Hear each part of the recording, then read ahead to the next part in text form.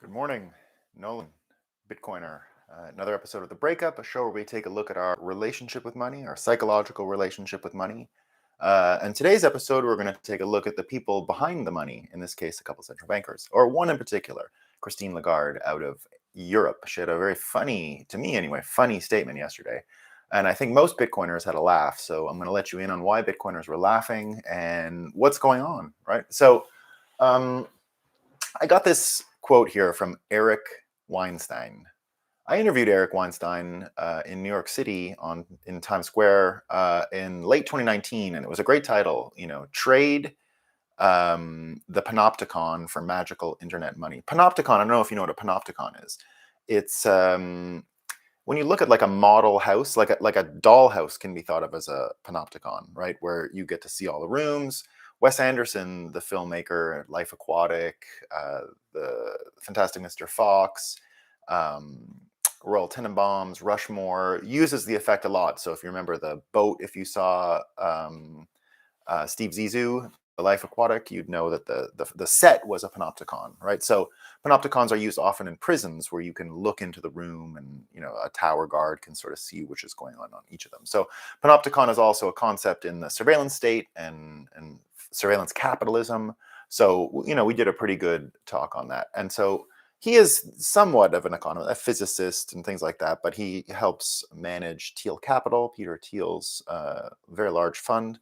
And he came up with a really good uh, quote that I've never heard before. It's called economics squared, or economics of economists, right? So economics squared, or economics of economists, right? Important concept. So um, the idea here is that in any closed system that depends heavily on credentialism, right? Credentialism being your degree, what school you went to, all those things. So any one of these systems that over time requires a very particular set of credentials and then has a certain amount of complexity added to it so that it's not really accessible to the normal people, right? Like, I don't think anyone just off the street can go listen to a central banker talk and make much sense of it, right?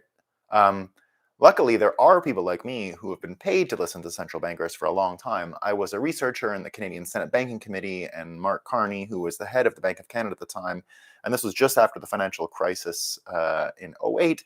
So I was there from '09 to 2015, kind of, because Bitcoin kind of kept me around. I had a Bitcoin study running from 2013 and slightly delayed till 2015 publication. But had been working in central banks for a long time. Mark Carney had to come to our committee twice a year to report. I would help prepare the senators. We'd question them. And that was before he became the chancellor of the exchequer, or whatever the hell they call it in England. Like, he ran the Bank of England, right? After Canada, he went and ran the Bank of England. And it's still kind of floating around. I actually gave him a "Have fun staying poor" message last year because he had a book coming out on the same day that I was running a crypto event, Consensus. A lot of Bitcoin in it, but also other cryptocurrencies.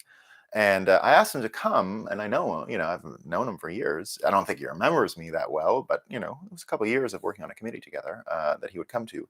And so I asked him, and he said, but I said, your book is coming out the day of the show. Like, you couldn't ask for a better meeting. He goes, I didn't actually mention Bitcoin or crypto. And it was a book about the future of finance and banking and all that. So I had to say, okay, you didn't put anything about Bitcoin in your book about the future of the financial system. So, have fun staying poor, Mark Carney. But anyway, economics squared, or economics of economists, happens when people like Mark Carney, Christine Lagarde, all these other folks, even Jerome Powell in America, right? Most of those central bankers. So I'm not trying to say here, I've spent some time with James Bullard, another president of the US federal system, the St. Louis Bank, honestly, one of the smarter people I've ever met in my life. And he made a great point in 2018 saying, look, the monopoly over seigniorage being the creation of money and printing of money. Um, so he was saying the monopoly exercised by states, which became the main way of doing it after the Federal Reserve was created. So the main way in the 20th century. He came and did a great presentation for a very pro-Bitcoin audience that it was over, that era was over, right? So he wasn't out there making a point, Bitcoin good, not good, dollar not good, good. He just came and gave a great presentation on Look, the reality is, you're right. This is happening. There is now private issuance of money, and uh, he made a case for why we went away from the private issuance of money in the 1800s and towards the Federal Reserve. So he made a really, I think, logical case, and was not trying to argue against anything really. He was just saying this is a fact, and I thought it really thoughtful, and we kind of punked him. We gave him the buy Bitcoin sign and asked him what he thought of it, from because that was sort of the a couple of months after Bitcoin sign guy did it to Janet Yellen in her testimony before Congress. So he had fun and it was great, right? So I don't want to say all of these central bank economists are like that, right? What I merely want to say is they don't always understand all of the inputs in the system, right? They can't. They have to simplify things. Um, and the very experience of heavily credentialed people basically doesn't guarantee the best make it, right? So it's not exactly a pure distillation of the smartest people. Some can make it through, right? But what happens when it's so closed is that hardly anyone gets in. So the very best aren't necessarily the ones that rise to the top, right? It just can't be that way. And because of how close it is, right? Christine Lagarde credentialed, up and down. I went to the same school system as her in France, and let me tell you, these are really hard schools to get into. It wasn't for me, because as a North American going there, we were sort of exempt from the difficult processes of entry. But any school that has government running the budget and there isn't sort of a high tuition or anything like that, they have to make an entry test to get in, right? So who do you think gets in? I mean, it's really competitive and hard. Anyone can make it, but these tests are really tough, and so obviously you end up with really wealthy kids who have their education subsidized by the state, even though their parents could very easily pay for it, right? They've planned on them going to these free but great schools for a very long time, but they have only got like 200 seats in them and stuff like that. So Christine Lagarde went there. I went there under different entry conditions, but that sort of world produces this not necessarily the best make it, right? So you get the degrees, you get in, and then there is this whole field, and this is what Eric Weinstein is referring to, this whole field of economists just talking to each other. And the logic just becomes self-perpetuating and closed to perhaps things that are obvious to everyone, right? So one great example, I was, as an early Bitcoin evangelist within these central banking circles, I was down at the Philadelphia Fed Reserve in 2017 talking to them there. I've testified before the Senate in Canada after I left about some of this stuff. So I spent a lot of time with, sort of high level policy people about Bitcoin. And they would say, well, it's not really a currency. What is it?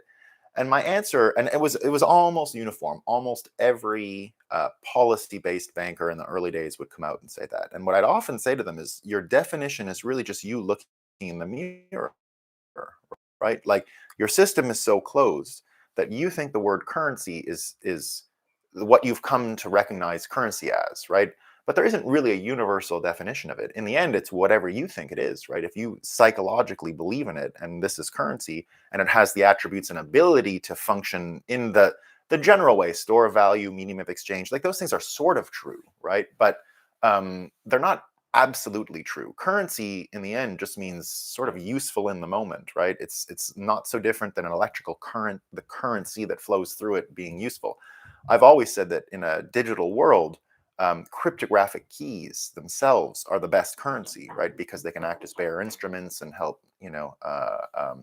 secure digital relationships through these, bearer instruments that can really show consent in a digital environment much better than any other instrument, right? It's not even close. So when you don't see how useful they are as currency in a digital world, you might end up just looking in a mirror and seeing your own reflection. And that's sort of what a conclusion I came to with a lot of the central bankers that I dealt with, right? They couldn't get past the mirror image they were looking at. They only studied it that way their whole life. So if it wasn't the thing they studied exactly, or it wasn't the thing they understood exactly, that's what stuck out to them, right? So the economics of economists is a field, not a field, it's a phenomena where the inputs, right, can be limited, right? The inputs can be limited. because they haven't seen them before. They're new, they're strange. It's not, normal for them to include them. So yesterday, Christine Lagarde came out with a prediction, right? So this show, we love predictions because this is where this economics of economists can become pretty apparent um, in a closed system. So she came out and said that inflation in Europe was going to be a hump, right? That she really struggled to articulate what was going on. The word transitory had been used in America for the past few months to explain and predict the future of this inflationary force. So they kept saying transitory, transitory, But Jerome Powell the other day, her colleague, said, "No, we got to retire this word transitory. It looks a little more permanent, right?" So today she started saying, in an interview that it to her the whole thing looks like a hump, right? And then she predicts in Q2 or whatever 2022 next year the hump's going to come down and so we're just on the upswing of the hump and then it's going to come down. So she kept saying hump, hump, hump, right? It's a hump. Well, hump really is transitory. So her prediction is here it's going to come back down, right? It's going to come back down. Okay? So the reality is maybe she's right, right? Maybe she's right. I'm not certain she's not right. Okay. But in no time in her piece did she talk about a bunch of other factors that are important, right? And this is that closed circle, right? So in a petri dish, in a vacuum, in a closed environment, in a world where Europe is hermetically sealed and magically produces everything it needs and magically consumes everything it needs. It has no dependencies of a global interconnected world. Maybe she's right, right? Maybe she's right. And maybe even with those connections, maybe not in that static environment, maybe she's right too, right? But on this show, we love predictions because what we do is we make predictions on the show and then hopefully are able to go back and check them. And my theory is, and I mention it in most episodes here, that predictions are useful because if they turn out to be right, you can go back and check the sort of worldview you had at the time when you made it and say, well, that was pretty accurate, right? If someone's prediction goes totally wrong, there's other ways to explain it. But one way to explain it often is that the person's sort of understanding of the circumstances of all the inputs that would go into predicting that outcome were incomplete. They didn't have a full view of the picture. Now, hardly anyone can get a full view of the picture with most things in the world. Things are super complicated, especially when we're talking about the economy, right? Especially in the economy these days, right? None of it makes sense, even to the experts, right? Even to the economists and their economics. So she made a prediction of transitory, right? Here's what she's not telling you. And here's what didn't go into her inputs. And this input, garbage in to any model, right? Any predictive model, garbage in equals garbage out, right? You can do that for global warming models, right? If there's anything wrong with the model in the first place, the outcome has to be doubted, right? So it's the same logic. This happened a few years ago. A really important mistake in most models around climate happened in around 2015 or 2016 when we discovered that through more precise satellite imagery that we had discounted the amount of trees on Earth by about a third, right? So the total amount of trees on Earth were discounted by about a third. So what happened was when we discovered that, what we should have done was say every single climate model that came before 2015 was garbage, because an important piece of the model is the amount of trees that can scrub the CO2 out of the air. Like if a tree can scrub the CO2 out of the air, more trees equals more effective management of the CO2 in the air in the first place. You follow? More trees on Earth, right, must be captured in a model predicting the future of CO2's effect on the planet, because those trees actually can help, take out and sequester the carbon dioxide in the air. So I'm not arguing that global warming is not happening and is not a danger. I believe it is.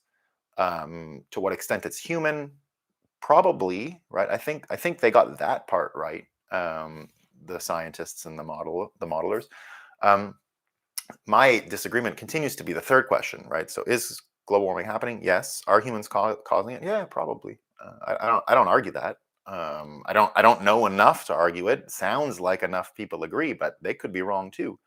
But it's the third question that I will never back down on. There is no scientific consensus or unanimity on the catastrophic outcomes of this change, right? Even the models, it's the minority of models that say terrible, right?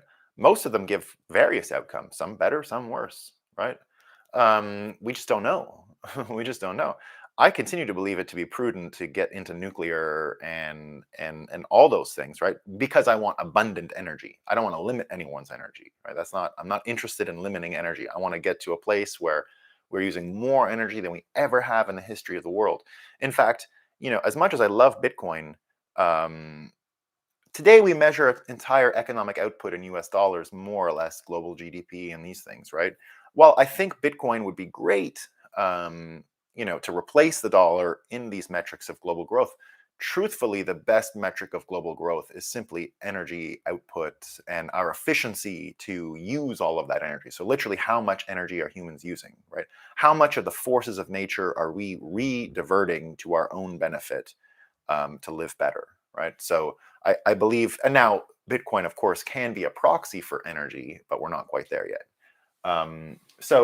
So that's an important factor, right? A really important way of seeing things. Because if you measure things in dollars and the dollar changes, you're in big, big trouble. It would be like, we set the whole metric system with the properties of water. So I've mentioned this a few times on the show. We set the whole metric system based on the properties of water. Water freezes at 0. That was arbitrary. We made that 0, right? We said, oh, it freezes at this temperature. Well, that's now 0. It boils at this temperature. Well, we'll make that 100, right? And we'll divide every piece into units of 100, and then you have the whole scope of temperature, right? So literally the properties of water help determine the entire metric system. A cube, a liter of water ended up, helping us decide what a meter is, and et cetera, right? All of these things are linked to the properties of water. Clever, very good way of doing it, right? Very extremely good way of doing it. But when you do so imagine we have our financial system, and the US dollar is basically water in this case, right? It's the global reserve currency. It is the measuring stick by which all other things are measured. All fiat is measured by US dollar, right? Relative to US dollar. They do not have their own free floating value. Everything is relative to the benchmark of the US dollar. They trade against the US dollar. They can trade against each other relative to the US dollar as well in the whole scheme of the global FX markets. So here's the piece, right? Here's the important piece. Here's the prediction flaw that I see in this closed system, right? And here's the reality, right? So let's go and look at Russia, right? We've got armies amassing on the Ukrainian-Russian border, right? You've got tremendous, go have a look online. There's a tremendous recruiting video for the Ukrainian armed forces right now, where they go and, it's just people, preparing for battle, uh, you know, getting a ship ready, getting a plane ready, getting a thing ready, da da da da, saying what their normal jobs in real life are. I'm a computer programmer, I'm a chef, I'm a thing. Really puts a human touch to what's going on there, and the folks preparing for what looks like conflict. Now, this conflict seems like it's mostly brought on the potential for Ukraine to become part of NATO, right? NATO, a European bulwark wall built in the Cold War in order to contain Russian expansion. So Ukraine obviously was never part of NATO, and now it looks like NATO is pushing for Ukraine to join, which they say will protect Ukraine and make them safe. Russia, of course, wants nothing to do with that, right? So um, now I'm not really weighing in on the Russian-Ukraine situation. I tend to believe that Ukraine is already lost. As much as I love Ukraine and as much as I have a ton of Ukrainian friends, Bitcoin and Ukrainians go way back. My wife is actually half Ukrainian, half Russian, or sorry, half Ukrainian, half Japanese. Pretty great mix. But so I'm Ukraine's a dear, and as a Canadian, I mean, we got tons of Ukrainians. I don't know if everyone out in the world knows that, but Ukraine is one massive source country for Canadian immigration. It's a major part of our country, and we, in fact, when I was in Parliament, have every autumn a whole class of Ukrainian interns that come from all their best universities. And they have since 1991, the fall of communism. We realized they didn't have much democratic experience. So, with a number of Canadians that are Ukrainian, of Ukrainian descent, we right away went and started sort of chaperoning them and interning them in our parliament so that they could learn and observe things. So I had a Ukrainian intern when I started there. They come for the autumn semester, about 80 a year. I mean, it's a lot, and we've been putting out a class of these folks every year. Really interesting program. I'm not sure if it's still running, but it's great. Wayne Gretzky, Ukrainian descent. It's like a big part of Canada, right? A big part. So here's the reality when it comes to Russia, right? So she says hump transitory. Okay. Well, Russia is now negotiating energy prices for Europe because they're one of the main suppliers of natural gas with that huge pipeline, right? Energy prices flying up, right? So I think our model definitely does take into account energy prices, certainly, right? That much the economists are looking at, right? So they're saying, oh, winter's over, maybe the prices will go down. Well, maybe. But don't forget, the ruble is also inflating, right? So the ruble, now the ruble has 8% interest rate now, right? So much higher. They've been raising interest rates aggressively to fight inflation, right? So they're interested in fighting this inflation, but they're also doing something that we can't do in the West, which is raise interest rates, right? So if Russia is fighting so hard to fight against inflation, and energy prices are skyrocketing, and Europe is pushing for this military reclassification of their neighbor, in what world is Europe incentivized to make this a hump? Sorry, in what world is Russia incentivized to make this a hump? Is it just a goodwill? They just want to help, right? Because if they actually help this money, if they help this come down, right? If they help this come down, they're going to hurt their revenues from energy, which they're selling to Europe, right? And they're not going to get the spread. They're going to lose because they're fighting to make their money not inflate, right? They're fighting to keep their money down. If the European money inflates relative to them, they're going to make money, a lot of money, a lot, right? And all they have to do is sell them the energy and then sell it for more, right? Um, that will help them strengthen the ruble. Do you see the mix here, right? Because if the euro goes up and the ruble goes up, nobody's winning, right? But if they keep that up and they can keep theirs stable, right, they're going to get more of it. And by up, I mean down, right? Inflation, right? The exchange rate. They're going to get more euros, more purchasing power in Europe if they hold back, right? Major difference. Is the game theory of Putin and the ruble and energy matrix, did that make it into her hump? Did she give a think about that in the hump? We don't know. We just don't know, right? That's the closed circuit, right? They can hand wave, they can make it sound, really tough, but in the end, it's this hump, right? It's this hump, right? That's what she's predicting, right? That's all she ends up saying. It seems absurd in the end because she can't really go into these details, right? Even when Mark Carney used to come and testify at my committee in the Senate of Canada, you'd have folks scanning the markets right there because any little hint, people go into hysterics, right? The taper tantrum in America, right?